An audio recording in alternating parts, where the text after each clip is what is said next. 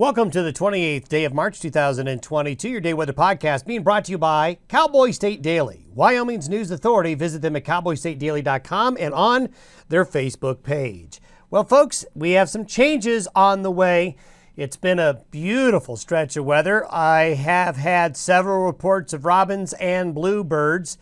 The robins working their way north, so are the bluebirds. It all depends on where you live. I know a lot of you down in Colorado or in the southern areas where you folks watch this podcast, you've seen these, but these are the first reports up into southern Wyoming we've had here over the last couple of weeks. So that's a good sign. It's going to be another warm one. In fact, temperatures today might be warmer than a few areas than yesterday. Boy, yesterday, just fantastic. Today will be warm, but we will have a lot of mid and high level clouds as the storm system that's moving on into the west coast will bring rain, snow, and thunder to the region. An active pattern with several systems moving on through between now and the end of the weekend. We do not see one big storm system with this.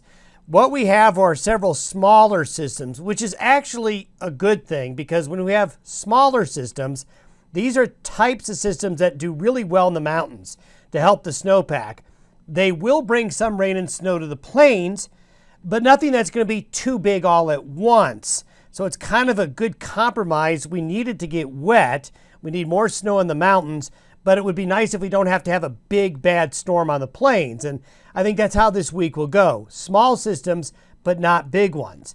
Taking a look at the satellite imagery, we see a swirl of clouds with a low just moving into the California coast. This axis of clouds right here is a nice area of rain, moderate to heavy rain in some areas of California, overnight and early this morning.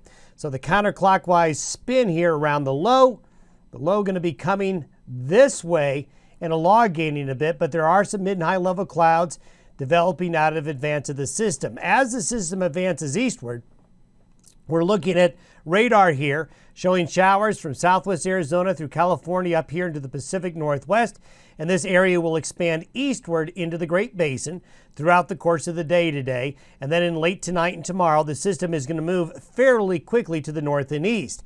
So by noon today, the center of the low will be just off of Santa Barbara there and then headed eastward. But as we go forward, it gets a little bit elongated and stretched out, and that will weaken it a little bit. But out ahead of it, look at these forecasted high temperatures today.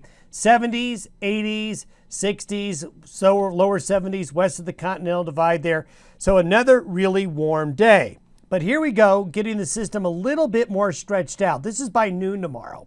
We actually have kind of three lows, and when the low pressure systems like this kind of get broken up into three different areas of low pressure instead of one that's well consolidated, you have a weak weather system. But this Pacific moisture is pretty deep with this system.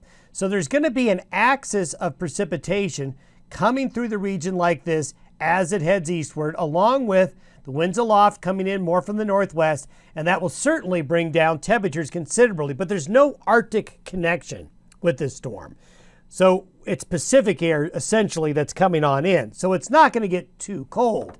Then you can see this next little low back here, another little low up here. And as we look at the precipitation forecast, this is through Thursday. You can see the good rain and mountain snow here in California, but nice precipitation in Arizona, really good moisture there in Utah, the mountains of Colorado, south central and southwestern Wyoming going to do well, the Wasatch, the Uintas, and then we're going to see the moisture, as you can see, as it gets out into the plains, a little more disjointed and not as heavy. So the mountainous terrain right here is going to do well. This is where we'll have a nice little snowpack boost. This is with the first wave coming on through. You notice the northern areas here aren't going to do as well with this first wave. But there's another secondary wave coming in right here. This is late Thursday into Friday, and this will swing through like this with another system up here, another system up here still to come. So this system, as we get into late Thursday night into Friday, will bring another round of precipitation. Another system Saturday night and Sunday swings through. And when we have systems like this coming in from the northwest, when we have these waves coming through, this is a really, really good pattern for the mountains. It doesn't necessarily produce big precipitation on the plains, a little bit, but it'll be the mountains that benefit the most. And here's the second wave. The second wave is a little bit further north. So central areas and northern areas of Wyoming, western South Dakota, the Bighorn Mountains, the Yellowstone Plateau into southwest Montana here, even in the mountains of northern Colorado. Those next couple of waves, the one coming through Thursday night and Friday, and the other wave coming through Saturday night and Sunday, will bring more precipitation to the mountain areas. And if we were to add up the snowfall forecast, you can see the heaviest moisture definitely on the mountains, but a little bit of snow is going to spill out on into the plains. So this is a good pattern to get some moisture, especially up into the mountains. Temperatures, though, are certainly going to be colder. Nothing brutally cold, but these are high temperatures by Wednesday afternoon. So you can see instead of the 70s and 80s, we're going to be a good 30 to 40 degrees colder in this region here. Again, nothing Arctic, but certainly a big cool down from where we've been here over the last 3 days. A quick drought monitor update. Wanted to show you the drought monitor, show you how extensive and still the problems that we have had here, but I also want to show there's been some good news for some of you.